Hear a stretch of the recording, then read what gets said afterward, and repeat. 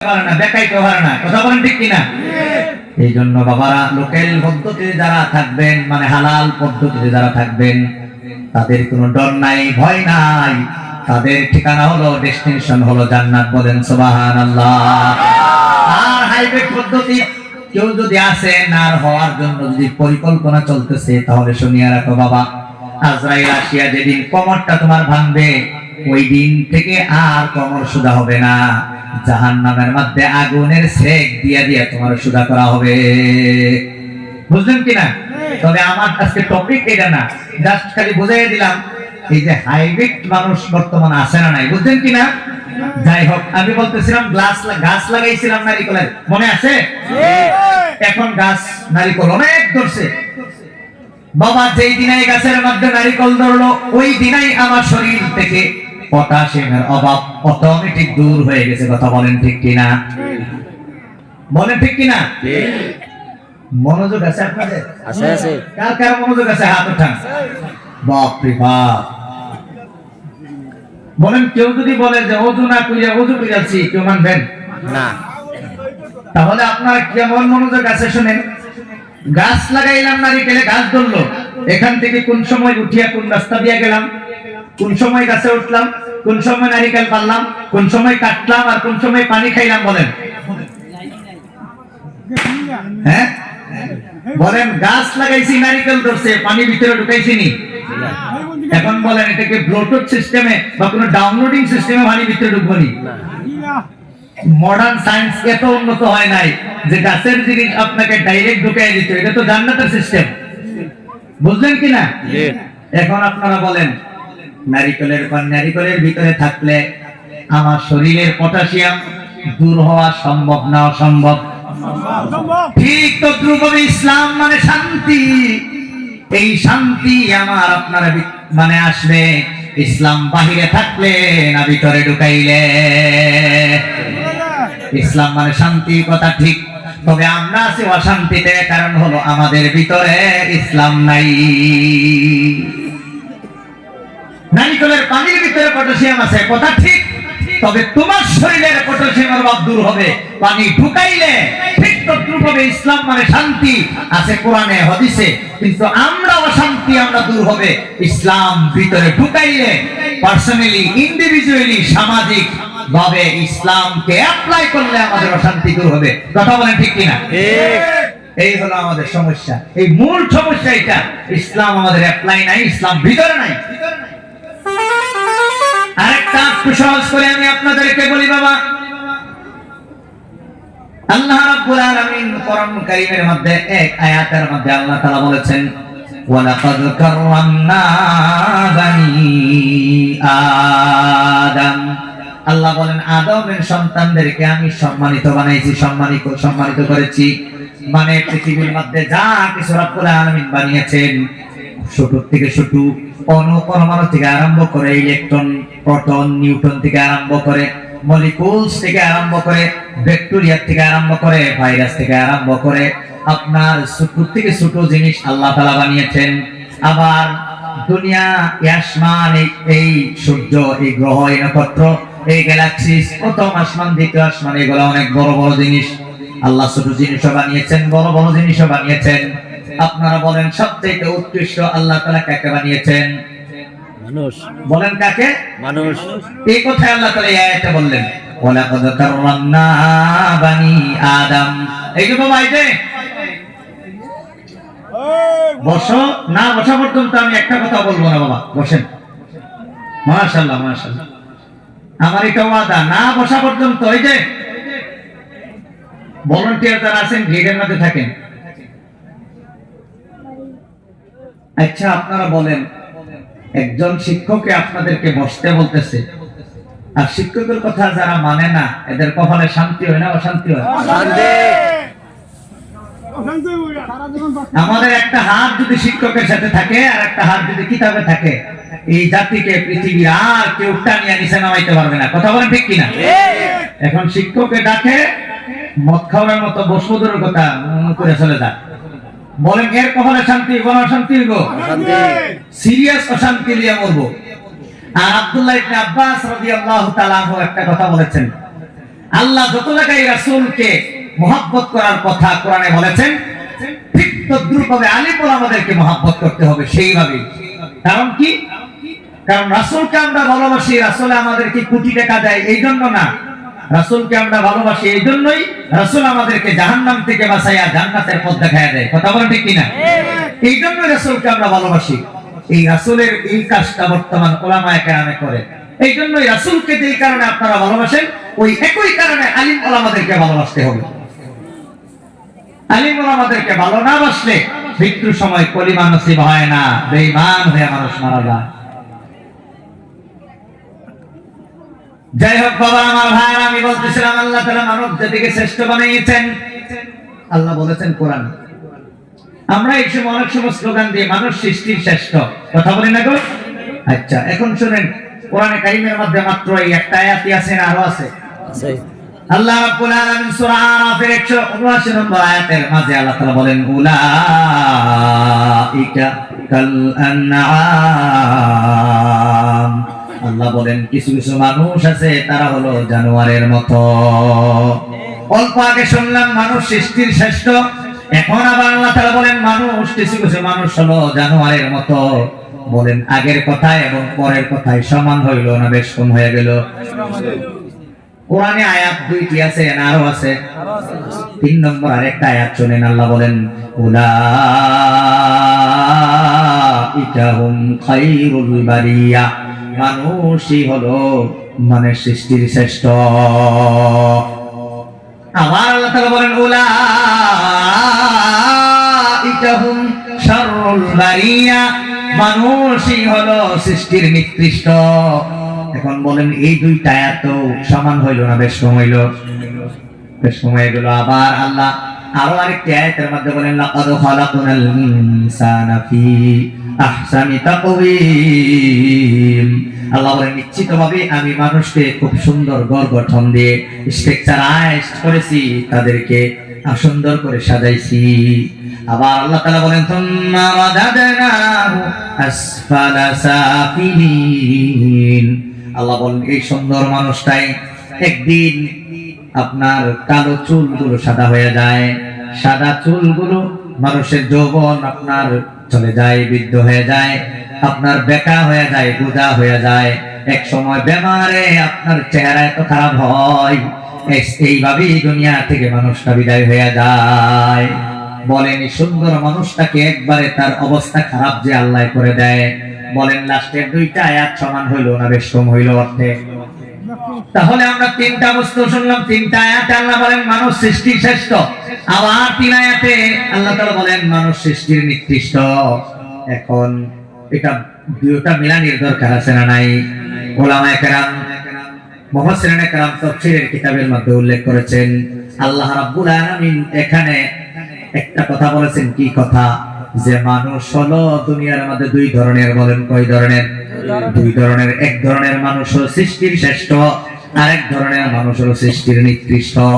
এখন শ্রেষ্ঠ হওয়া এবং নিকৃষ্ট হওয়ার মাঝে একটা স্কেল আপনার স্থাপন করা হয়েছে।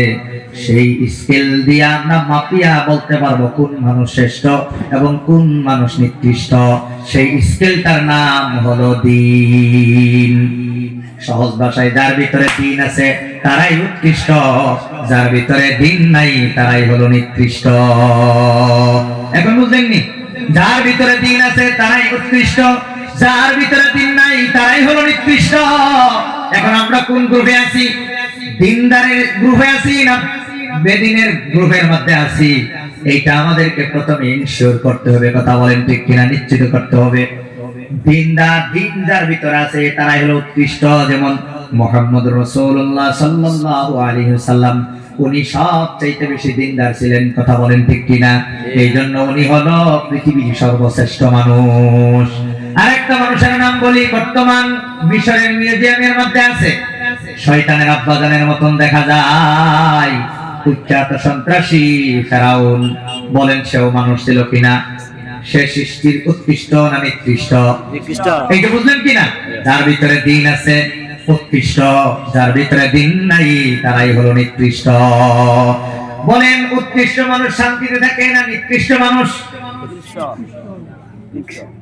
হ্যাঁ, বর্তমানে আমাদের কপালে যে অশান্তি, তাহলে অনুমানিক করা যাইতেছে যে নিকৃষ্ট হওয়ার কারণেই আমাদের কপালে অশান্তি। কথা বলেন ঠিক কিনা? যদি আমরা দিনদার হইতাম, দিন যদি আমাদের ভিতরে থাকতো, তাহলে আল্লাহর ওয়াদা ইয়ারফা'িল্লাহু আল্লাযীনা আমানু মিনকুম ওয়াল্লাযীনা উতুল ইলমা দারাজাত। আল্লাহ বলেন, যাদের ভিতরে ঈমান আছে আর জ্ঞান আছে তারাই হবে উৎকৃষ্ট, তাদের পজিশন হবে হাই। এখন আমাদের ঈমানও ভালো করে নাই, জ্ঞানও নাই, না দুনিয়ার জ্ঞান ভালো করে আছে, আখিরাতের জ্ঞান তো প্রায় ম্যাক্সিমামের জিরো। বুঝলেন কিনা বাবা? যার ভিতরে দিন আছে তারাই উৎকৃষ্ট, যার ভিতরে দিন নাই তারাই নিকৃষ্ট। কোন দিন? কালকে সকালে সূর্য ওঠার পরে যে দিন হইব, এই দিন না? বলেন তাহলে কোন দিন? আল্লাহ তাআলা কোরআনে বলেন, ইন্নাদ-দীনা ইনদাল্লাহিল ইসলাম। আল্লাহ বলেন, ইসলাম হলো একমাত্র মনোনীত ধর্ম আল্লাহর কাছে। আর সহজ ভাষায়, যার ভিতরে ইসলাম আছে তারাই উৎকৃষ্ট, যার ভিতরে ইসলাম নাই তারাই নিকৃষ্ট। এখন কি বুঝলেন? উৎকৃষ্টর কাতারে আসতে হইলে ইসলাম বাহিরে রাখতে হবে না ভিতরে ঢুকাইতে হবে? কে কে আমরা নিয়ত করছি ইসলাম ভিতরে ঢুকাবো? হাত উঠান। সেই দিন মানে কি? একেবারে শর্টকাট, অনেক দেরিতে সুযোগ পাইছি যেহেতু সময় কম, আমার শর্টকাটে কিছু কথা বলে শেষ করব। সেই দিন মানে কি? দিন কয়টা জিনিসের নাম, এটা আমাদের বুঝতে হবে কি না? বাবা বলেন, আমার হাতে আঙ্গুল কয়টা? একটা আঙ্গুল যদি না থাকে তাহলে হাতটা পূর্ণ হাত হবে না অপূর্ণ হাত? আরেকটা আঙ্গুল যদি নষ্ট হয়ে যায় তাহলে বলেন এটা কি? এটা কি পূর্ণ হাত হবে না ডিফেক্টেড হাত হবে? ডিফেক্টেড হবে। যদি মাত্র দুইটা আঙ্গুল থাকে, অনেকে তো এটা হাতেই মনে করবে না, বলবে হুজুর এটা তো প্লাস প্লাস মনে হয়। কথা না ঠিক না? ঠিক। মানে একটা হাত পূর্ণ হইতে হইলে 5টা আঙ্গুলের দরকার। ঠিক একজন মানুষ পাক্কা দিনদার হতে হলে তারও 5টা জিনিসের দরকার। একটা জিনিস যদি কম হয়ে যায় তাহলে আর পাক্কা পুরা দিনদার হবে না, 1/4, 1/3, 2/3 এরকম হবে। সেই 5টা জিনিসের নাম কি? আমার সাথে সবাই বলবেন। বলেন, 1 নম্বর হলো ইবাদত। বলেন 1 নম্বর কি? ইবাদত। 2 নম্বর আকাইদ। বলেন 2 নম্বর কি? আকাইদ। 3 নম্বর মুআমালাত। বলেন মুআমালাত। 4 নম্বর মুআশারাত। 5 নম্বর আখলাক। এই 5টা আরবিতে বললাম, অনেকেই বুঝছেন না, এখন বাংলা থেকে একটু বুঝাই দিই। 1 নম্বর হলো ইবাদত, তো বুঝছেন, আল্লাহ তাআলার গোলামি করা। 2 নম্বর আকাইদ মানে বিশ্বাস, 6টা জিনিসের প্রতি বিশ্বাস করতে হয়। ঈমানে মুফাসসালের মধ্যে আমরা পড়ছি আমানতু বিল্লাহি ওয়া মালাইকাতিহি, এই যে আমরা বিশ্বাস করেছিলাম 6টা জিনিস, এটা হলো আকাইদ। 3 নম্বর হলো মুআমালাত মানে লেনদেন। লেনদেন আছে না নাই? হ্যাঁ, লেনদেন, এটাও দিনের অন্তর্ভুক্ত। 4 নম্বর হলো মুআশারাত। মুআশারাত বলতে আপনার এই যে সামাজিক বন্ধন, সামাজিক বন্ধন, স্বামী স্ত্রীর হক, এই যে বিয়া শাদী, অমুক তমুক বিভিন্ন ধরনের আশপাশি, তাদের হককাত আছে না নাই? 5 নম্বর হলো আখলাক মানে চরিত্র। এই 5টা জিনিস যার ভিতরে কমপ্লিট আছে, এই মানুষের ভিতরে দিন আছে। যার ভিতরে দিন আছে তার আল্লাহর কাছে উৎকৃষ্ট মানুষ। বলেন সুবহানাল্লাহ। বর্তমান আমরা দিনদার কারে কই জানেন? কারে দিনদার কই? যে নামাজ পড়ে, যে জুব্বা পরিধান করে, যে টুপি পরিধান করে, যার মুখে দাঁড়িয়ে আছে, যে কোরআন তেলাওয়াত করে, যে তাহাজ্জুদ করে, যে আপনার দান খয়রাত করে, যে হজ করে, যে উমরা করে, যে মানুষকে সহায় করে। এই যে যা কিছু এতটুক পর্যন্ত যা কিছু বললাম, এগুলা গুণ যার ভিতরে আছে, আমরা তাদেরকে দিনদার কই না? বলেন দিনদার কই না? কিন্তু সবচেয়ে মজার ইন্টারেস্টিং কথা হলো, যা কিছু বললাম এই সবগুলা মিলায় 5টা জিনিসের মাত্র একটা হইল। নামাজ ইবাদত, রোজা ইবাদত, হজ ইবাদত, যাকাত ইবাদত, কোরআন তেলাওয়াত ইবাদত, তাসবিহ তাহলিয়াত ইবাদত, হজ করা ইবাদত, দান খয়রাত করা ইবাদত। যা কিছু বললাম এই 5টার মধ্যে মাত্র একটা আইছে। আর কয়টা বাকি আছে? এখন বলেন, হ্যাঁ পূর্ণ দিনদার না ডিফেক্টেড দিনদার? এখন আমাদের সমাজের মধ্যে সবচেয়ে দিনদার যাকে বলি সেই যদি ডিফেক্টেড হয় বাকি গুলার অবস্থা কি হবে চিন্তা করে দেখেন। কপালে শান্তি এগো দূরের কথা, খালি খারাপ হয়। কথা বলেন ঠিক কিনা? কারণ হলো নাই তো দিন।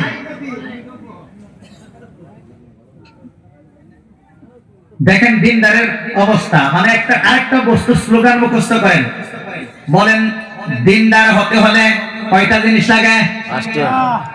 আর দিনদার মানে বদ্দিন হতে হলে কয়টা জিনিস ছাড়া লাগে?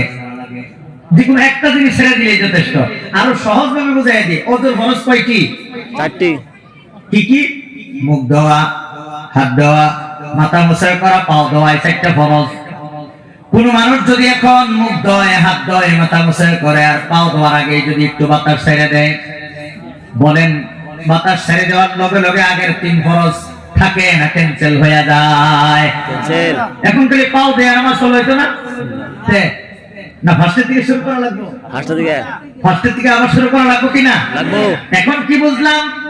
ওযু আদায় করতে হলে ফরজ 4টি লাগে, ওযু ধ্বংস করতে হলে 4টি ছাড়া লাগে না, একটা ছেড়ে দিলেই যথেষ্ট। বলেন একটি ছেড়ে দিলেই যথেষ্ট। ম্যাট্রিকের সাবজেক্ট কয়টি? 6টা। পাস করতে হলে পরীক্ষা কয়টা দেওয়া লাগে? 6টা। আর ফেল করতে হলে কয়টা ছাড়া লাগে? একটা। একটা ছাড়লেই যথেষ্ট। এই যে হেলিজেন লাইটটা জ্বলতেছে তার তার কয়টা? 2টা। বাতি জ্বালাইতে হলে তার কয়টা লাগে? 2টা। আর নিভাইতে হলে কয়টা কাটা লাগে? একটা। একটা কাটলেই যথেষ্ট। এখন আপনারা বলেন নামাজ কয়টা ফরজ? 5। সপ্তাহে 3 দিন না 4 দিন? ডেইলি। বলেন বলেন 7 দিন।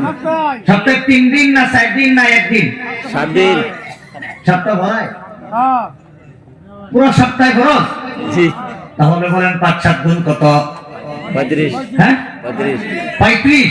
এখন শুনেন বাবা, 4 ফরজের 1 ফরজ ছেড়ে দিলে যদি ওযু যায়, 6 সাবজেক্টের 1 সাবজেক্ট ছেড়ে দিলে যদি পরীক্ষাও যায়, 2 তারের 1 তার কেটে দিলে যদি বাতিও যায়, তাহলে 5-7 গুণ 35 ওয়াক্ত নামাজের মধ্যে 34 ওয়াক্ত ছাড়িয়া জুম্মার দিন যারা মসজিদের মধ্যে গিয়ে ভিড় করে তাদের দশা আর বাতাস বাড়িয়ে দেওয়া ওযুর দশা সমান না বেশ কম?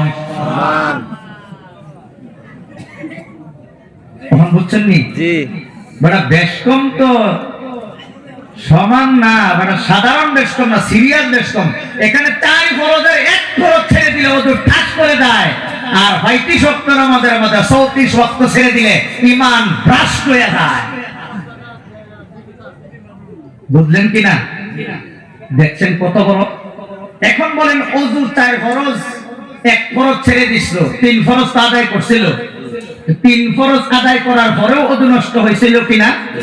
পরীক্ষা 5টা দেওয়ার পরেও তার পরীক্ষা শেষ হয়েছিল কিনা? 2 তারের 1 তার থাকার পরেও বাতি নিভে গিয়েছিল কিনা? ঠিক তদ্রুপভাবে তুমিও জাহান্নামে যাইবা জুম্মার নামাজ পড়ার পরেও। বুঝলেন কিনা? কোন পরীক্ষা যে 5টা পরীক্ষা দিল কষ্ট করিয়া, একটা না দেওয়ার কারণে 5টা বেকার হয়ে গেল কিনা? বেটা তুমি 5 ওয়াক্ত নামাজ না পড়ার কারণে 1 ওয়াক্ত নামাজে তোমার আর জাহান্নাম থেকে বাঁচাইতে পারবে না। আল্লাহ বলবে যেই নামাজটা তুমি ছাড়ছো ওই নামাজের কারণেই তোমার জাহান্নাম। এখন বলেন আসমান থেকে রহমত আর বরকত আইব না ঠাড়া করবো এই জাতির উপরে? আজকে ইমাম সাহেব যারা এখানে ওলামায়ে কেরাম যারা আছেন, ইমাম সাহেবকে জিজ্ঞেস করলেই তো বোঝা যাইব ফজরের নামাজ কয়েকজন মানুষ শামিল আছেন। আচ্ছা আরেকটা প্রশ্ন করি, বাবা খারাপ হইতেছেন কি? না না না, আত্মর উপরে আত্মরের বাড়ি বললেও সহ্য করুন লাগবো নাকি? আর নাহলে পরীক্ষা পাস করার কোনো সিস্টেম নাই। জি। আপনারা বলেন কোরআন কে কে মানেন? হাত উঠান। মাশাআল্লাহ। এখন বলেন কেউ ওযু না কইয়া যদি তুই ওযু কইয়াছি কেডা কেডা মানবেন? দোকান বাকি না দিয়া যদি কই দোকান বাকি যাচ্ছি কেডা কেডা মানবেন? কেউ না। মানবেন কি? না। তাহলে হাত যে উঠাইলেন একটু এক্সরে করে দেখি। সিটি স্ক্যান এমআরআই কিচ্ছু করব না, খালি জাস্ট এক্সরের মধ্যে যদি বড় বেমার ধরা হয়ে যায় তা বাকি গুলো করা তো বেকার হইব। কথা বলেন ঠিক কিনা? আপনারা বলেছেন কোরআন সবাই মানেন। এখন একটা আয়াত আমি তেলাওয়াত করি, আল্লাহ এই কোরআনের ভিতরেই বলেন ওয়াকিমুস সালাতা ওয়া আতুজ যাকাত। তোমরা নামাজ প্রতিষ্ঠা করো, যাকাত পে করো, যাকাত আদায় করো। বলেন ফজরের নামাজ না পড়িয়া কোরআন মানি কইলে কোরআন মানা হয় না কোরআনের সাথে বেয়াদবি করা হয়? গোটা বরপেটা নয়, গোটা আসামের মুসলমান, ডান দিকে যদি আমার মহিলারা থাকে, বাম দিকে যদি পুরুষ থাকে, আমি যদি এখান থেকে এলান দেই কে কে আপনারা কোরআন মানেন হাত উঠান। বলেন একটা হাত তলে থাকবো না, সবাই উঠাইবো। কিন্তু 2 নম্বর যদি একটা প্রশ্ন করি, আজকে হজর নামাজ কেটা কেটা পড়ছেন হাত উঠান। বলেন হাত উঠবো না সবাই এবার থাকবো? এখন নামাজ না হইয়া কোরআন মানে কোয়াডা, ওযু না কইরা ওযু কইরাছি কোয়ার মতো হইল কিনা? এই হলো বর্তমান আমাদের অবস্থা। এজন্য কপালে অশান্তি ছাড়া আমাদের কিছুই নাই। বাবা আরো আওয়াজ রাখুনি, সপ্তাহে আমার ধরি ব্রেক হয়ে গেছে, শেষ করে দেই, দোয়া করে দেই। আর কি কইয়া কইয়া শেষ। এই জন্য বাবা আমার ভাইরা, কোরআন সবটুকু মানলে ইমানদার হয়। বেঈমান হওয়ার জন্য কোরআনের সব ছাড়া লাগে না, একটা আয়াতের একটা টুকরা না মানলেই বেঈমান হয়ে যায়। শয়তান বড় চালাক। শয়তান আপনাকে কি কি কাজ করাইবো, কিভাবে ধোঁকা দিব, শোনেন একটা নুরানি ধোঁকার বিষয় আমি কই।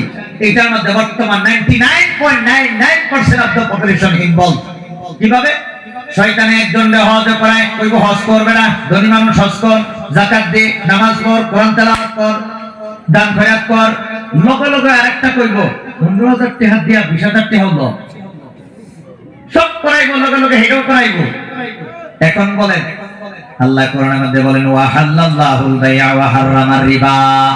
আল্লাহ বলেন আমি ব্যবসা হালাল করেছি, সুদ হারাম করেছি। আপনারা বলেন একজনে ইবাদত 10টা ইবাদত করে, লগে লগে এটাও করে 15,000 টাকা দিয়ে 20,000 টাকা লয়, এটাও করে। এখন আপনারা বলেন ইবাদত করে 10টা আর গুনাহ করে, কোরআনের আদেশ মানে 10টা, আদেশ নিষেধ মানে না একটা। বলেন আগে কি বলেছিলাম? কোরআন সবটুকু মানলে ইমানদার হয়, আর বেঈমান হওয়ার জন্য সব ছাড়া লাগে না, খালি একটা ছেড়ে দিলেই যথেষ্ট। বলেন সুদ ইসলামে হালাল না হারাম? তাহলে এইটা যারা খায় কোরআন মানলো না ছাড়লো? তাহলে কি বুঝলেন? পজিটিভ হইতে হলে সব লাগে, নেগেটিভ হইতে হলে সব লাগে না, একটু ছেড়ে দিলে নেগেটিভ হয়ে যায়। বুঝলেন কিনা? শয়তানে কত বড় ধোঁকা দেয়। হ্যাঁ কই এই তুই এত বড় যত ইবাদত তুই করস, এটা করলে আর কি হইব? তখন আল্লাহ কিন্তু এটা করতো না। আল্লাহ খালি বাবা শয়তানে আল্লাহ তাআলার বিধান অমান্য করার জন্য অস্বীকার করছিল না, খালি যুক্তি দিছিল, সামান্য যুক্তি। যুক্তি কি? হে আদমের সিজদা করবো কেন? তার থেকে তো হে আল্লাহ তুমি আমার আগুনটা বানাইছো, তারে খালাকতাহু মিন তিন, তারে মাটিটা বানাইছো, আমি সিজদা করব না বলে নাই, খালি যুক্তি দিয়েছিল। যুক্তি আল্লাহর বিধানের বিরুদ্ধে একটা যুক্তি দেওয়ার কারণে 80,000 বছরের ইবাদত আল্লাহ ক্যান্সেল করে দিয়েছে। আর আমরা তো সব করিয়া এও করি। তাহলে ও হাজী সাহেব তোমার কয়েকটা বছরের আমল আছে, আল্লাহ তো খালি এইটা দেখেই তোমার সব বিজনেস করে দিয়ে দেয়, তোমারে তুমি আর শয়তানে কোনো ডিফারেন্স থাকবে না, একই হয়ে যাবে। কথা বলেন ঠিক কিনা? এই জন্য বলেন ইমানদার হতে হলে আল্লাহর আদেশ নিষেধ কিছু কিছু মানলে হয় না, সবগুলা মানতে লাগে। আর বেঈমানের বেল্লেগে হইলে সব ছাড়া লাগে না, একটা ছেড়ে দিলে যথেষ্ট। এই কথা যদি মনে রাখতে পারেন, এই চেহারাগুলো ব্যক্তি জান্নাতের মধ্যে যাইব। বলেন না সুবহানাল্লাহ। যাই হোক আমার বাবা আমার ভাইয়ারা, আমি কোরআনুল কারীমের আয়াত তেলাওয়াত করেছিলাম। কোরআনের শেষ আয়াত সূরা বাকারার 281 নম্বর আয়াত। এই আয়াত নাযিল হওয়ার 9 দিন পরে রাসূল দুনিয়া থেকে বিদায় হয়ে যায়। বাবার আমার ভাইয়ারা, দুইটা জিনিস খুব ভালো করে মনে রাখবেন, কোরআনের প্রথম আয়াত এবং শেষ আয়াত। এই দুইটা আয়াত যদি আমাদের ভিতরে থাকে, তাহলে পৃথিবীর মধ্যে আমরাই হব সর্বশ্রেষ্ঠ। প্রথম আয়াত হলো ইকরা বিসমি রাব্বিকাল্লাযী খালাক। প্রথম আয়াত আল্লাহ বলেন করো in the name of Allah who has created you, যে আল্লাহ তোমাকে বানিয়েছেন ওই আল্লাহর নাম নিয়ে শিক্ষা গ্রহণ করো। শিক্ষা গ্রহণ করো আল্লাহর নাম নিয়া। কিন্তু বর্তমানে আমরা শিক্ষা গ্রহণ করি আল্লাহর নাম নিয়া না আল্লাহর নাম সারিয়া। স্কুল কলেজ ইউনিভার্সিটি সিলেবাসের মধ্যে আল্লাহর নাম অন্তর্ভুক্ত আছে, না নাই? নাই। টোটালি নাই। তাহলে যারা কোরআন হাদিসের শিক্ষা বাদ দিয়া ডাইরেক্ট স্কুল কলেজ ইউনিভার্সিটি শিক্ষা আমরা যারা লই, তারা কোরআনের প্রথম আয়াত মানি না সারি? এই যে বাবা আমি আগেই বলছি, কোরআনের সব মানলে ঈমান থাকে, কোরআনের সামান্য ছেড়ে দিলে বেঈমান হয়ে যায়। আল্লাহর নাম নিয়ে লেখাপড়া করলে লাভ কি আর না? আল্লাহর নাম ছাড়িয়া লেখাপড়া করলে লস কি? আল্লাহর নাম ছাড়িয়া লেখাপড়া করলে শান্তি হবে শ্বাস আপ ডাউন করা পর্যন্ত। আল্লাহর নাম নিয়ে লেখাপড়া করলে তার শান্তি হবে দুনিয়া এবং জান্নাতে যাওয়া পর্যন্ত। বলেন সুবহানাল্লাহ। একজন এমবিবিএস ডক্টর, কোরআনের শিক্ষা মোটেই তার ভিতরে নাই। এই ডক্টর সাহেব দুনিয়া আনন্দিত ভাবে বিলাসিতা করে খাইতে পারবে কতদিন? শ্বাস আপ ডাউন চলবো যতদিন, ততদিন। যেদিন তার মৃত্যু হইব এদিন থেকে আর খাওন নাই, আহিরি খাওন আগে খেয়ালছে, ওখান খালি খেসনি হইব, খেসনি। বুঝলেন কিনা? তাহলে আমার মুসলমান একজন ডক্টর হওয়া যেমন দরকার আছে, এই ডক্টরটা চিরস্থায়ী শান্তির দরকার আছে। ডক্টর হওয়ার জন্য যেমন মেডিকেল সায়েন্স লাগে, ঠিক জান্নাতে যাওয়ার জন্য কোরআনিক সায়েন্স লাগে। এখন বলেন কোনটা গ্রহণ করবেন? একজন বাবা কোনটা গ্রহণ করা দরকার? 2-4 দিনের শান্তি না চিরদিনের শান্তি? চিরদিন। আমি তো বলি 2-4 দিনেরও শান্তি, চিরদিনেরও শান্তি। এই ব্যবস্থা হইব আল্লাহর নাম লইয়া লেখাপড়া করার করলেই দুনিয়া তো শান্তি হইব, আখিরাত তো শান্তি হইব। কিন্তু বর্তমান সমাজের গার্জিয়ানেরা কি করে? মাথার কাম পাওয়া ভালাই নিজের ছেলে মেয়ের জন্য বিল্ডিং বানায়, ওপর লয়ে যাওয়ার কারণে না দুনিয়াতেই শেষ। এখন বুঝলেন কিনা? এই হলো আমাদের অবস্থা আমার বাবা আমার ভাইয়েরা। কোরআনের প্রথম কথা শিক্ষা গ্রহণ করো আল্লাহর নাম নিয়ে নিয়ে যদি করতে পারো। এই জন্য ভাই যায় তুমি আই ওয়াজ কর ভাই, চিন্তা করছে মিস কল হয়ে গেছে। অবস্থা বড় কাহিল বাবা। এই ফেসবুক সোশ্যাল মিডিয়া আমাদের ব্রেইনটারে সারা দিন বিক্ষিপ্ত করে রাখে, চতুর্দিকে নেটওয়ার্ক টাইম করে রাখে। একটা জিনিসের উপর ফোকাস করার ক্ষমতা বর্তমান নাই। এই বছর মেট্রিক হায়ার সেকেন্ডারি পরীক্ষা দিবে 100 জনের মধ্যে 95 জন ছাত্রছাত্রীর ব্রেইন বিক্ষিপ্ত। পরীক্ষা টেবিলের মধ্যে গিয়া দেখবেন খালি পিটারে খালি সমাদে, খালি এর সমাদে, খালি এর সমাদে, কিতাব রে হাতে ধইরাও দেখেন। এই হলো বর্তমান সমাজ।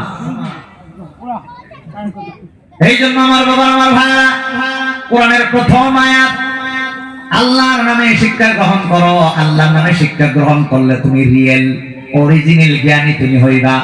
আর আল্লাহর নাম ছাড়া শিক্ষা গ্রহণ করলে তোমার জ্ঞান হবে আধা। বাবা অক্সিজেন সম্পর্কে অনেক লেখাপড়া করলেন। অক্সিজেন নিয়ে সারাদিন লেখাপড়া করলেও অক্সিজেন বানাই লোকে, এই কথা বিজ্ঞানে আছে? আছে কি? তো অক্সিজেন সম্পর্কে সারাদিন লেখাপড়া করলেন, কিন্তু অক্সিজেন যিনি বানাইলো তার ব্যাপারে একটা কথা আপনি বললেন না। তাহলে এই লেখাপড়া কি পূর্ণ না অপূর্ণ? বাবা সূর্য সম্পর্কে সারাদিন লেখাপড়া করলেন, কিন্তু এত বড় সূর্যটা বানাইলো কে তার কোনো ইনফরমেশন তোমার হাতে নাই। তাহলে বলেন এর পূর্ণ না অপূর্ণ? তাহলে অপূর্ণ শিক্ষার দ্বারা চিরস্থায়ী শান্তি হয় না অপূর্ণ শিক্ষার দ্বারা? অপূর্ণ শিক্ষার দ্বারা ক্ষণস্থায়ী শান্তি হয়, কিন্তু পূর্ণ শিক্ষার দ্বারা চিরস্থায়ী শান্তি হয়। কথা বলেন ঠিক কিনা? ড্রাইভার যদি আধা জানে আর আধা না জানে, কোন রাস্তা দিয়ে গাড়ি চলবো না গান ভোগে করবো? হ্যাঁ, এই জন্য পূর্ণ শিক্ষা রাখবো বাবা। পূর্ণ শিক্ষা পাওয়া যায় একমাত্র কোরআনে। আল্লাহ প্রথমেই বলছে শিক্ষা গ্রহণ করো ওই আল্লাহর নামে যে আল্লাহ তোমার সৃষ্টি করছে। কিন্তু আল্লাহর কোরআনটা বাদ দিয়া স্কুল কলেজ ইউনিভার্সিটি করতে করতে পিএইচডি 100 বার করলেও আপনি বলতে পারবেন না আপনার সৃষ্টিকর্তাকে।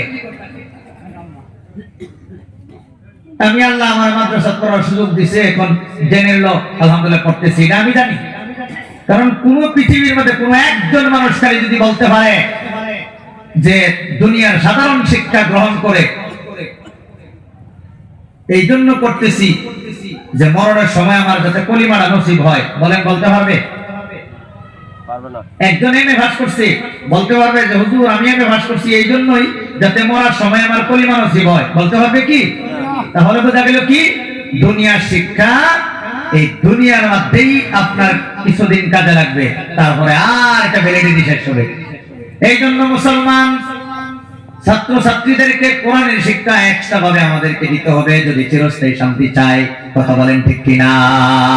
আর একটা মজার ডাটা আমি কয়ে দিয়েছি, অনেক শিক্ষিত মানুষ পাইছি বাবা আমার ভাইয়েরা, দুনিয়ার যত শিক্ষা আছে এইগুলা অর্জন করার জন্য কোরআনের দরকার হয় না। আল্লাহ তাআলা 6টা হাতিয়ার আমাদের শরীরে ফিটিং করে দিয়েছে, এই 6 হাতিয়ারের দ্বারাই দুনিয়ার সব শিক্ষা লওয়া যায়।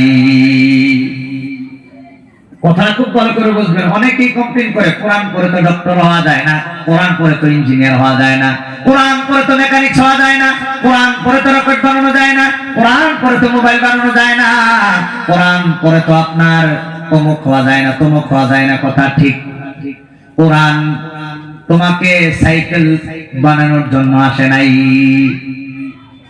সাইকেল বানানোর জন্য তোমার শরীরের আল্লাহ তাআলা দেওয়া 6টা হাতিয়ারই যথেষ্ট। এই 6 হাতিয়ার হইল, একটা হলো দৃষ্টি শক্তি, আর একটা হলো শ্রবণ শক্তি, আর একটা হলো স্বাদ শক্তি, আর একটা হলো ঘ্রাণ শক্তি, আর একটা হলো ত্বক শক্তি, আর একটা হলো মেধা শক্তি। এই 6 শক্তি ব্যবহার করেই দুনিয়ার সব শিক্ষা গ্রহণ করা যায়। বাবা কোরআন পড়ে ডক্টর হওয়া যায় না, কথা ঠিক।